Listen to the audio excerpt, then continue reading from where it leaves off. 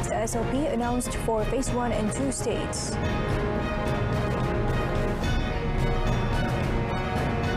Tourists to Langkawi must undergo COVID-19 screening.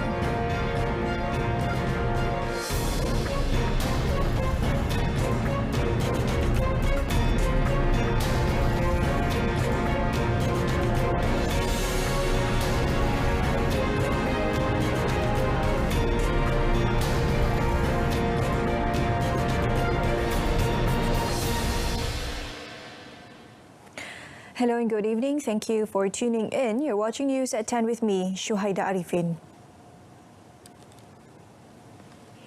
The COVID-19 Management Special Committee meeting today has decided to provide relaxations for the social, education and economic sectors in states under several phases of the National Recovery Plan (PPN. Prime Minister Datuk Seri Ismail Sabri Yaakob said the relaxations given would be subject to standard operating procedures (SOP). He said child nurseries, kindergartens, daycare and mind development centres would be allowed to open for working parents living in states under Phase 1 and 2 of PPN. The Premier added new relaxation would be given for recreational sector in Phase 1 and 2 states, specifically for fishing activities at the fishing ponds. Datuk Seri Ismail Sabri also said those fully vaccinated in Phase 2 and 3 states can now conduct sports and recreational activities with physical contact in both outdoor and indoor facilities. Physical exercises in groups such as Zumba and aerobics are now allowed, but capped at 50% capacity or 50 individuals, whichever is lower. Malaysians nationwide are also allowed to visit cemeteries, subject to guidelines by each state's religious authority for Muslims and the National Unity Ministry for non-Muslims. As for the economic sector in states under Phase 1, the mineral, wood and kanaf industries can operate along with photography studios, bundle shops, nurseries, handcraft shops and others. While private sectors in states under Phase 2 are also allowed to operate at 80% capacity if their workers are fully vaccinated. The Prime Minister also announced the transition of Terengganu into Phase 3 of the PPN from 17 September. Starting tomorrow, individuals who plan to visit Langkawi are required to undergo screening for COVID-19 before departure. Health Minister Khairi Jamaluddin said the screening test should be conducted on adults aged 18 and above, as well as children and teenagers aged 7 to 17 years. In a statement, Khairi said the screening could be done using RT-PCR or RTK antigen tests at any private health facility and laboratory or using self-test kits. This must be done 48 hours prior to travelling and produce evidence of their results at the predetermined entry points at airports and ferry terminals before continuing on their journey. This requirement, said Khairi, will apply to all travellers aged 7 and above, while for children aged 6 and below, only a symptomatic screening will be done, taking into account their abilities to produce saliva. The Health Ministry also stressed that these young children under 6 years old must at all times be accompanied by their parents or guardians who themselves must be fully vaccinated, non-close contacts to positive cases, and are to follow the existing standard operating procedures (SOP).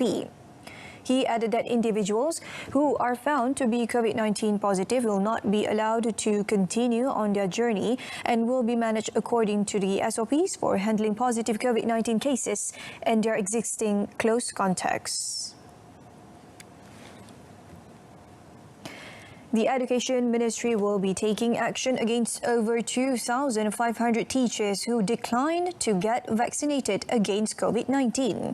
Senior Education Minister Dr. Razzie Jidin said the matter was still under discussion with the Public Service Department and would be announced later. Berdasarkan rekod kita, ada sekitar 2,500 orang guru yang memilih untuk tidak divaksinkan. Ini selepas kita tolak guru-guru yang tak dapat divaksinkan sekarang ini kerana sebab kesihatan. Yang 2,500 ini umumnya seperti mana saya jelaskan bahawa mereka tidak dibenarkan mengajar secara bersemuka di dalam kelas. Itu telah dijelaskan. Tetapi begitu mereka perlu membuat tugasan-tugasan yang akan ditentukan untuk memastikan bahawa guru-guru ini datang ke sekolah, ada tempat khas untuk mereka yang berbeza daripada guru-guru lain, ya, diasingkan. Dan kita juga sedang berbincang dengan pihak Jabatan Perkhidmatan Awam dan juga pihak yang berkaitan melihat apakah tindakan susulan dalam konteks peraturan dan tata cara perkhidmatan awam terhadap guru-guru ini. Meanwhile, the senior minister said the decision on the reopening of schools for face-to-face learning sessions was made after taking into account the welfare of 5 million students nationwide. He said it gives an indication that the country is now transitioning towards an endemic phase. The Defence Ministry will provide assistance and work together with the Education Ministry to ensure that the reopening of schools in stages from 3rd October will go smoothly. Senior Defence Minister Datuk Seri Hishamuddin Tun Hussein said the cooperation involved the preparations of classrooms in addition to ensuring a smooth vaccination process for students, providing COVID-19 test kits and empowering tuition centres at schools in armed forces camps. Dan saya beri jaminan kepada Datuk Razi bahawa Mendef sentiasa sedia untuk menghulurkan kerjasama dan membantu dengan sedaya upaya bagi membolehkan pembukaan sesi persekolahan kali ini berjalan lancar termasuk di semua sekolah dalam kem-kem ATM. Speaking at a joint press conference with Senior Education Minister Datuk Dr. Razijidin, Datuk Seri Hishamuddin explained that his ministry would be working closely with the Education Ministry to empower the tuition centres in armed forces camps, including by improving the learning modules and providing teachers with the proper training. On the immunisation efforts for the students, he said the Royal Medical Corps is always ready to be mobilised to help the Health Ministry, including through Combat Medic Vaccination Team. The government has formed COVID-19 Immunisation Task Force Adolescent (CITFA), which targets to vaccinate 80% of Malaysian teenagers aged 12 to 17-year-old before school reopens in 2022. The task force formed under the Ministry of Health (MOH) and chaired by Deputy Health Minister Dato Dr. Nur Azmi Ghazali also aimed for 60% of the group to receive at least one dose of COVID-19 vaccine by November this year. In a statement today, it said priority will be given to those aged 16 and 17 years old who will be taking public exams and teenagers with comorbidities, as it aimed to also vaccinate students in the private education sectors, adolescents in protection and rehabilitation programs, and those within the refugee communities, homeless and non-citizens. The CITF also asked parents and guardians to register their children as dependents. This is to allow the adolescents to receive their respective MySejahtera digital vaccination certificates. Vaccination will be done periodically in schools, while those with comorbidities will receive their jabs in hospitals or government clinics that are treating them. The statement added that for those who could not attend with parents or guardians, they will be given appointments at nearby private clinics through the MySejahtera app. 10 individuals have been charged in court so far for falsifying vaccination certificate. Deputy Home Minister Datuk Seri Dr. Ismail Muhammad Said said one person has been convicted and sentenced to jail. Mengikut pecahan negeri bagi Mutawatir Muhammad, Kelantan seorang, Melaka 2 orang, Sarawak 4 orang, Perak 1 orang, Sabah 2 orang, jumlah 10 yang telah disabitkan kesalahan seorang, iaitu di Sarawak, di mana mahkamah telah memberi sabitan dan dihukum penjara. Datuk Seri Dr. Ismail said actions were taken under Section 22, subsection D of the Prevention and Control of Infectious Diseases Act 1988, Act 342. He also said that investigation would be conducted under Section 24 of the Act 342 or the Penal Code for giving false information. Datuk Seri Dr. Ismail said the Home Ministry is committed to taking strict action against those who violate Standard Operating Procedures SOP enforced under the Movement Control Order MCO and the National Recovery Plan to curb the spread of COVID-19. The Yang di-Pertuan Agong Al-Sultan Abdul Lari Ayatuddin Al-Mustafa Billah Shah has expressed hope that the Memorandum of Understanding MOU on Transformation and Political Stability inked between the government and Pakatan Harapan PH will put an end to the country's political turmoil. His Majesty also expressed hope that all members of Parliament could set aside their political agenda and stay united to tackle the COVID-19 pandemic in the best interest of the people and the country. Comptroller of the Royal Household for Istana Negara, Datuk Ahmad Fadil Shamsuddin, in a statement today said His Majesty expressed gratitude and delight with the historic approach of bipartisan cooperation forged with the signing of the MOU on 13 September. Al-Sultan Abdullah stressed that the signing of the MOU was also in line with the Malay rulers' stance on the importance of having a stable, functional and efficient government while the country is facing various crises. As such, His Majesty advised all members of Parliament to give priority to the well-being of the people and the country at the ongoing Parliament sitting. The King also called on the government to speed up the formulation of business and investor-friendly policies so as to increase the country's competitiveness.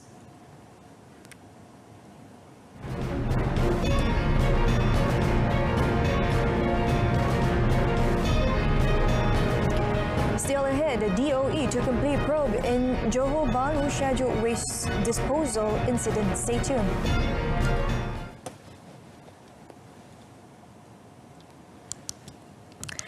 The Environment Department is in the process of completing an investigation into the scheduled waste disposal incident in Tawakal River near Kampung Baru, Sri Aman, Johor Bahru before any charges could be pressed. So far, 9 individuals aged between 30 to 50 have been detained to assist in the investigation. Environment and Water Minister Datuk Seri Tuan Ibrahim Tuan Man said the ministry is waiting for a chemical analysis result which is expected to be completed next week. He said the investigation found that the pollution originated from a vehicle's storage which was believed to have discharged oil into the river. Kita tengok pada kesan yang ada, mereka menggunakan pipe daripada lori terus ke tebing sungai. Saya pergi ke sana dan saya tengok sendiri. Dan pegawai kita pun alhamdulillah, terima kasih banyak, kita telah pun dapat maklumat, terus kita mencari punca dan kita tu dapat kenal pasti tempat di mana kejadian itu berlaku. Ini sangat pentinglah. Yang kedua, kita tengok impak kepada pembuangan tersebut, banyak ikan mati, semua habitat dalam air ini mati, maknanya dia sangat seriuslah. He added the ministry would not compromise with those who exploit and destroy the environment, adding that enforcement personnel will increase surveillance in the area. Meanwhile, 2 victims of the pollution incident are currently being treated at Sultanah Aminah Hospital, and another 2 victims who passed out earlier have been discharged and allowed to go home. The government has set up a special committee last month to tackle the issues of contract doctors in the country using a comprehensive plan. Health Minister Khairi Jamaluddin said the plan includes short and long-term measures which focus on 5 priorities. Khairi said one of the priorities is to formulate the strategy to increase job opportunities in other ministries, government agencies and private sector for the medical graduates. Keempat, meneliti dan meminda ketetapan sedia ada dalam Akta Perubatan 1971, Akta Pergigian dan Akta Pendaftaran Ahli Farmasi berkaitan dengan latihan siswazah dan khidmat wajib serta mekanisme pelaksanaan pengajian kepakaran yang lebih fleksibel. Dan yang kelima, mengadakan perbincangan dengan Jabatan Perkhidmatan Awam JPA bagi meneliti kesesuaian pindaan Akta Pencen 1980 atau memperkenalkan penambahbaikan yang setara kerana sebarang pindaan juga melibatkan penjawat awam lain dan implikasi terhadap dasar sedia ada berkaitan skim pencen dalam perkhidmatan awam. Khairi added the ministry is also mulling to allow contract medical officers to pursue a specialist or master's degree with a study facility equivalent to the federal training prize made available to permanent medical officers. He said it was one of the measures to ensure the future of contract medical officers.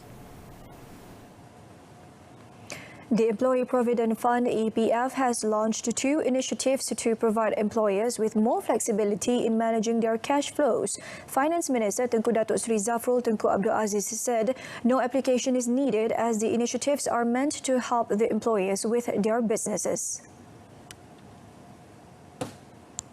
2 inisiatif berkenaan ialah pertama, pengecualian caj lewat bayar caruman berkuat kuasa secara automatik bermula caruman September hingga Disember 2021.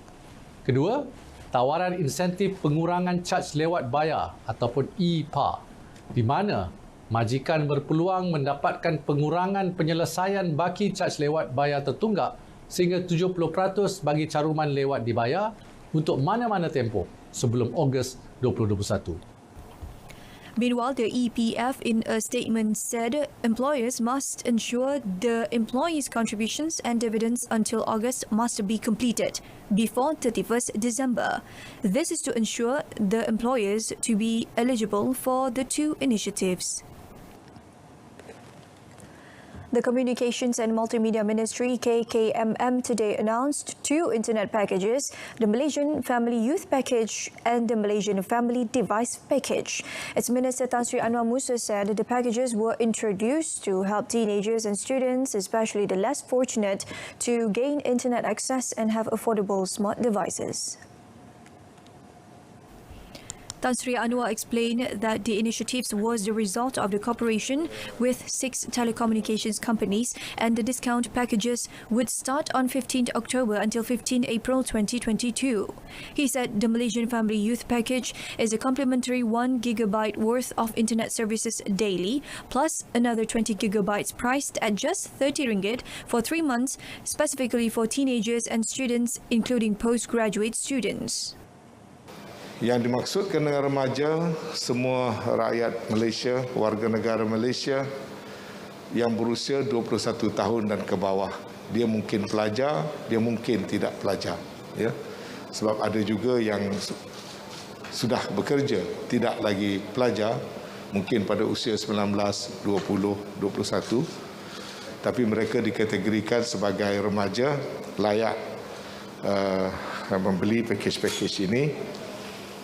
Bagi pelajar, tidak ada had umur.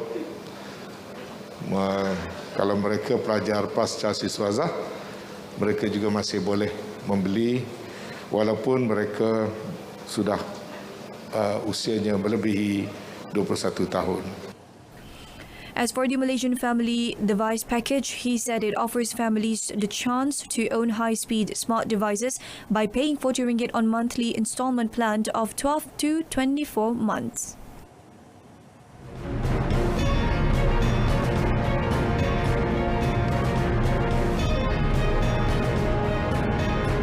Indonesian cargo plane crashes into a mountain. That and more in our 4th segment.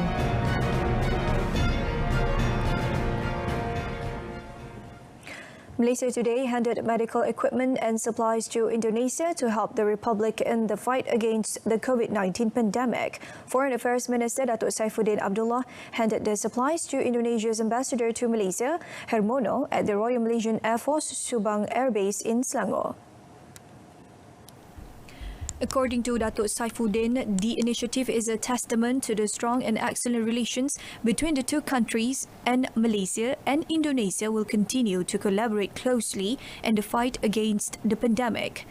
He said although Malaysia is still facing the COVID-19 and the constraints that come with it, it does not stop the nation from helping according to its ability.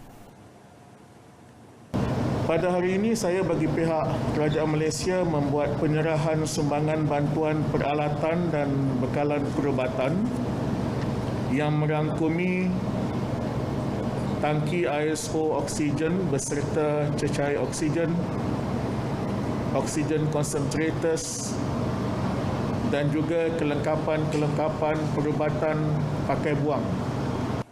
The minister said today's donation marked the first of several batches to be sent in stages to Indonesia, which is expected to be completed by the end of this month. Alright, so that concludes news at 10. In our top story, relaxed SOP announced for Phase 1, 2 states. Tune in for more updates at 12:30 tomorrow. To all Malaysians, Happy Malaysia Day. Till then, I'm Syahida Arifin. Stay tuned to Saluran Berita RTM and goodbye for now.